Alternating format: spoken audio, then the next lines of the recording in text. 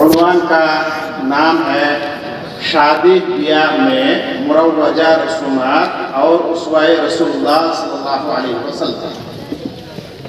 ہم نے کوشش کیا تھا کہ اس بارے میں مطالعہ کر کے آپ کے سامنے کچھ معلومات آپ کو دیا جائے، لیکن چونکہ وقت بہت کم ہے اس لیے بڑے اختصار سے دینا پڑے گا۔ سب سے پہلی بات، میں اردو میں تھوڑا بات کم کرتا ہوں، بنگلہ ہی میں کرتا ہوں زیادہ، اس لیے جو کچھ بھی کمی خامی باتوں میں رہے گی اس کو درگزر کرنے کی کوشش کریں گے۔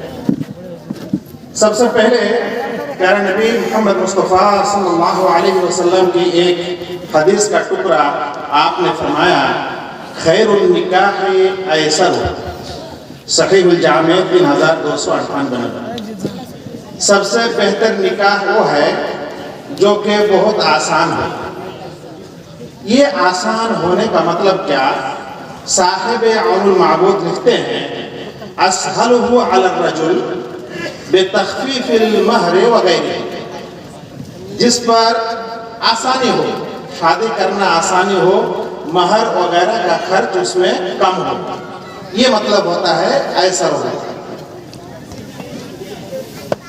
اب یہ جو شادی بیاہ میں بہت کچھ ہوتا ہے رسومات، حقیقت میں ہم مسلمانوں کے پاس یہ تصور بھی نہیں ہے کہ ایک شادی، کم از کم ایک شادی ہونے کے لیے کتنا شخص کی ضرورت ہے اور کیسے وہ طے پانا چاہیے، اس کا تصور بھی ہم لوگوں کے پاس، بہت سارے لوگوں کے پاس نہیں ہے۔ میں آپ لوگوں کو بتانا چاہتا ہوں کہ ایک شادی جس میں کم از کم کتنا شخص ہونا چاہیے اور کیسے ایک شادی طے پا جاتی ہے اور شریعت کی نظر میں وہ صحیح شادی ہوتی ہے۔ تو ایک صحیح شادی کے لیے فقط 4 آدمی کی ضرورت پڑتی ہے۔ ایک نمبر،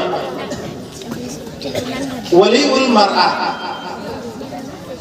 جس سے شادی ہوگی اس کا ولی ہونا چاہیے، ایک شخص۔ دوسرا شخص خود شادی کرنے والا، اور تیسرا اور چوتھا ہے 2 گواہ۔